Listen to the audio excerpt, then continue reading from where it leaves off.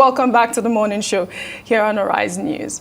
Well, it's been a few weeks since a local movie, Gangs of Lagos, shot around some of the traditional landmarks of the city and bankrolled by an indigenous Nollywood producer began to generate negative reactions from cultural custodians and even the Lagos state government. Their contention is that the producer indulged in a disrespectful portrayal of the influential Ojora Masquerade cult, which encapsulates everything that is modern-day Lagos. Well, to have a conversation around this, we're now being joined by Prince Adewale Torid Ojora, I hope I got that right, a former head of Lagos State Law Enforcement Training Institute coordinator, Forum Eco Princes and Princesses, Publicity Secretary Oba Adele Osun Royal Adele Osun Ojosun Royal Family of Lagos. Thank you.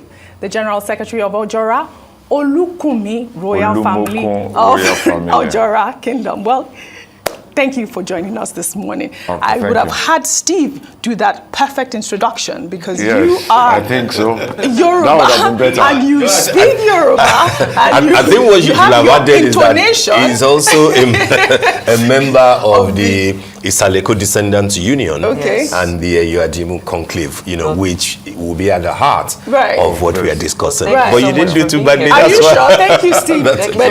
Thank you for helping us with that. And you are also a politician. You contested as well in the local government or the APC. Now, tell us what your thoughts are on this whole depiction of the Ojora Masquerade in Gangs of Lagos. Well, I would thank you.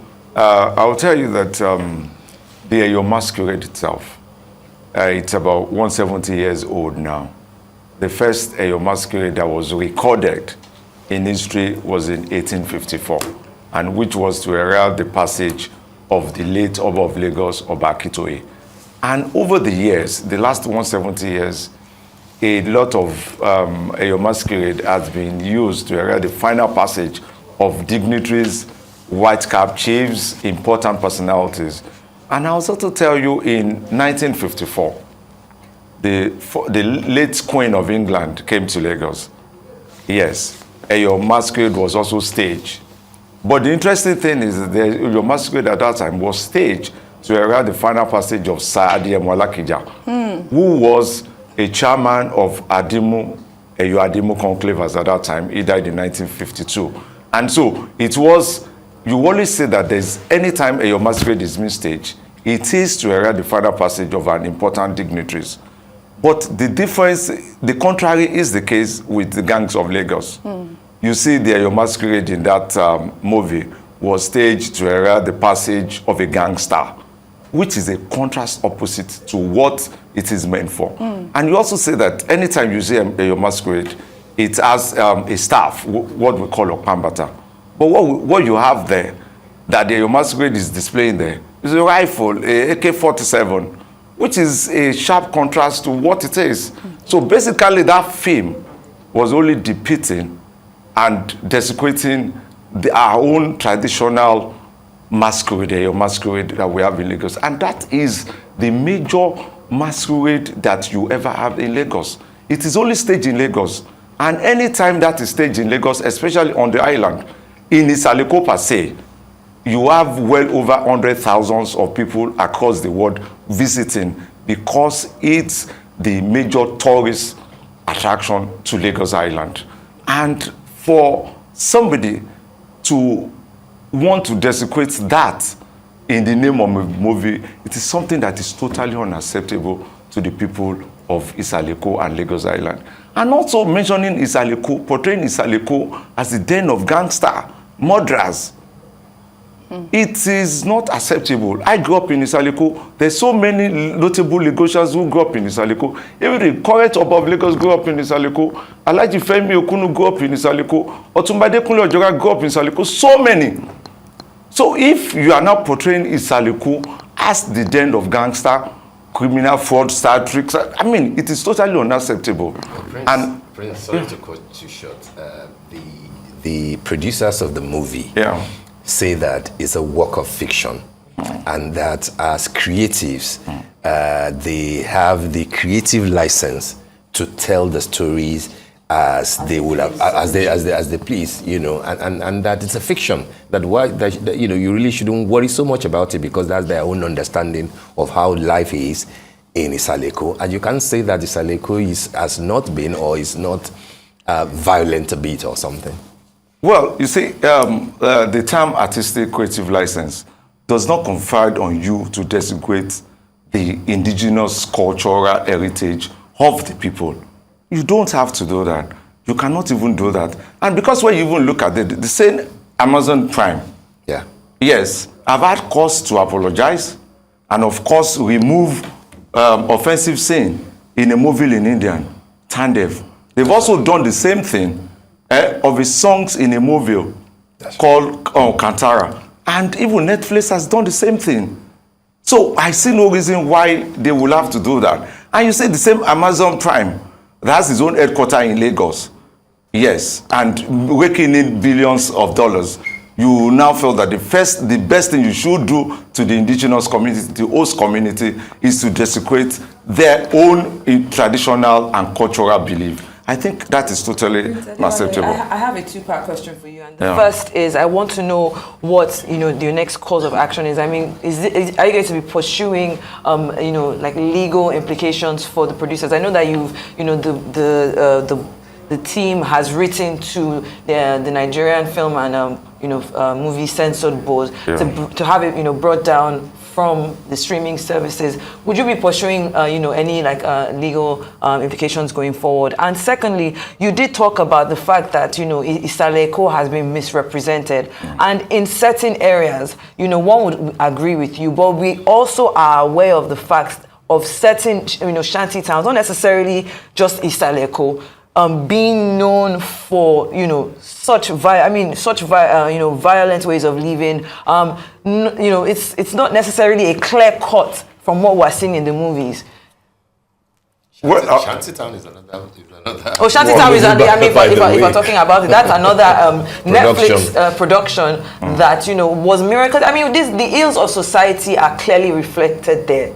You know, I understand that you know, the residents of Isaleko might take offense, but are they honestly not saying what is going on there, even if it has produced well-standing citizens in the country? Well, I'll quickly tell you that, of course, we have done the right thing. We will pursue this in the Lagos Main.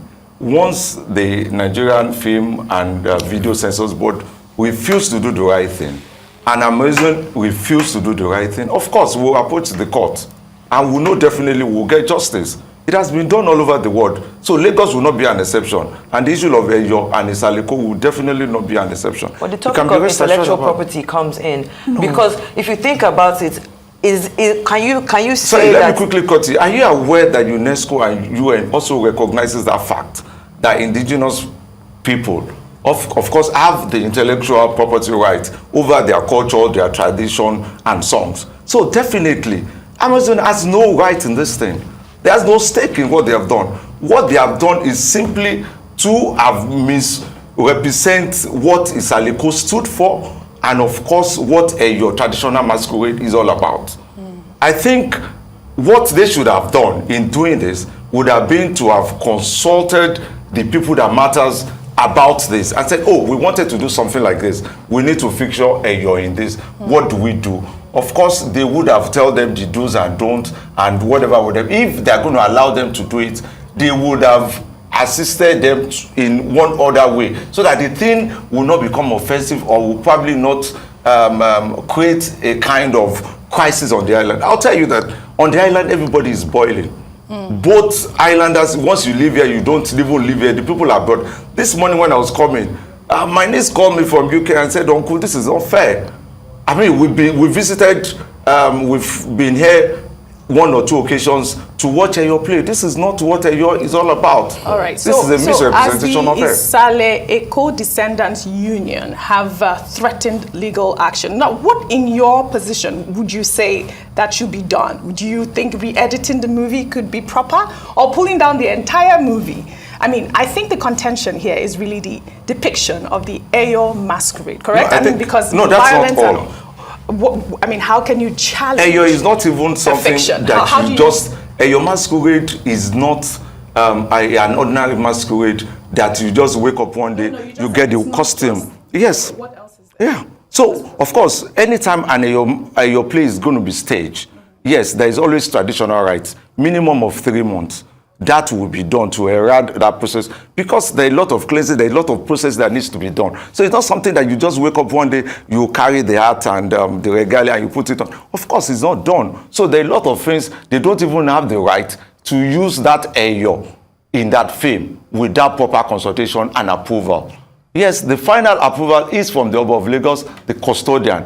And after that, you have a family, the Ologun Agon and Ologun Ibesodi, who are the traditional custodian of this Eyo festival. So definitely, if there's going to be anything, an approach would have been made to the Oba of Lagos and the Akishiku, who is the head of this two traditional family that he talks about. Yes, and Ologeyo, and the proper thing would have been done. So the thing is this, they don't even have the right to use that Eyo. Then two, the fact that what they portray you to be is not even right. No Eyo has ever carried gun in Lagos. Yes. Right. Assuming they get the permission that they need, like I asked again, is it the pulling down of the entire movie or re-editing the movie that you will be comfortable with? Because I mean, but by re-editing you mean removing the offensive or even scenes, just, exactly the offensive scene, or even just getting the permission to depict a masquerade. It doesn't have to be an Eyo or an Eyo masquerade. I would have assumed that one of the producer, from my finding this from Ishagamu, yeah, maybe from the royal family in Shagamu. Why didn't she use Agemo, the one they use in Shagamu? That is just it. So it's like... so it really is the Eyo masquerade. The Eyo masquerade, and also the issue of depicting Isaleko. That's a problem. Yes. Because how can you prove that? I mean, they said it's fiction. It's fiction, and you use Isaleko. Clearly why can't they use Shagamu or use somewhere else? It doesn't have to be Isaleko. Right. You could, if it's fiction, you can just create a name, coin a name, and said, oh, you could coin a name, but not Isaleko. Isaleko is Lagos. Lagos started from Isaleko. Okay. And that is the cradle of civilization in Lagos. What you call modern Lagos started from Isaleko. You have all the traditional institutions in Isaleko. You have all the palaces, all the shrines and everything. You have over 25 white cap chiefs. Right. So and there are so many customary chiefs. Yeah, right. All right. I mean, I understand where Prince is coming from. I've looked at all the complaints about it, and I think that 2 or 3 major things will be the issue. First, at the opening sequence of the film, where it is said that the Eyo masquerades are the first gangs, in Lagos. I see that Lagos State government, Lori, everybody is saying that this is factually incorrect and it is insensitive. And then, if you argue about you're carrying a gun or not, one of the key things that appears problematic, to many people and to me, is the fact that the sacred Eyo music is now used as the soundtrack on a number of the violent killing scenes, which would therefore suggest that the Eyo sacred music has something to do with violence. My questions, 2 key questions to you are this. One, the Executive Secretary of the National Film and Video Censors Board, Alhaji Adedaya Thomas, has said that he does not have any power over online or streaming content. That there is a bill at the National Assembly, to give more powers to Censors Board. So if you're asking Censors Board to do something, Censors Board is saying, I can't, because the law does not allow me. Secondly, if you now do as the Indian government did with Tandav that you mentioned last year, there are similarities.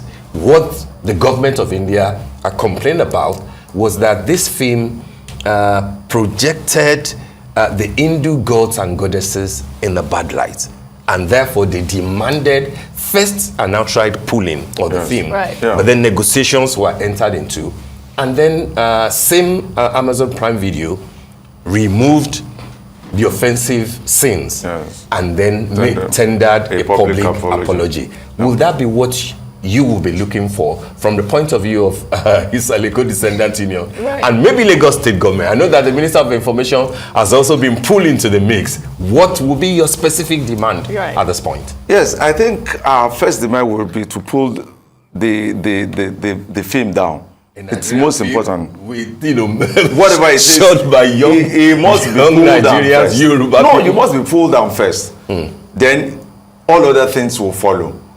Yes, if you have to remove that offensive part, you have to remove the ones that have to do with Isaleko. Constantly, I'm sure that if they have to do that, they have to really do a comprehensive editing. Because almost everywhere Isaleko is depicted as the den of the gangster, the murderers, and everything. Why are you also talking about Eyo? So I don't know how they're going to do really that. Think I mean, you might can have push to, this you might have to separate Isaleko, representative of Isaleko, and then cultural appropriation of Eyo are two completely different cases. Yes, because you say Isaleko is the cradle of civilization, so that means every Lagosian is avid to Isaleko. I can claim the fact that I want to shoot a movie there as a Lagos resident. You want to shoot a movie, Yes. you will get the permission. Then you want to shoot a movie, you must also project Isaleko in a good light. So basically, you cannot make a fictional movie in Isaleko. That's what you're saying. You cannot make a fictional movie. That would project that will have to be put to test. But we've completely run out of time, but just in 10 seconds, I don't know if you'll be interested as a politician to answer this. A lot of people are saying that your grouse is not really about your Isaleko, that it could be about an individual that seems to be the target of that film, who's a big politician who controls stuff in Lagos. Will that be the reason why there's so much controversy and noise? I don't think so.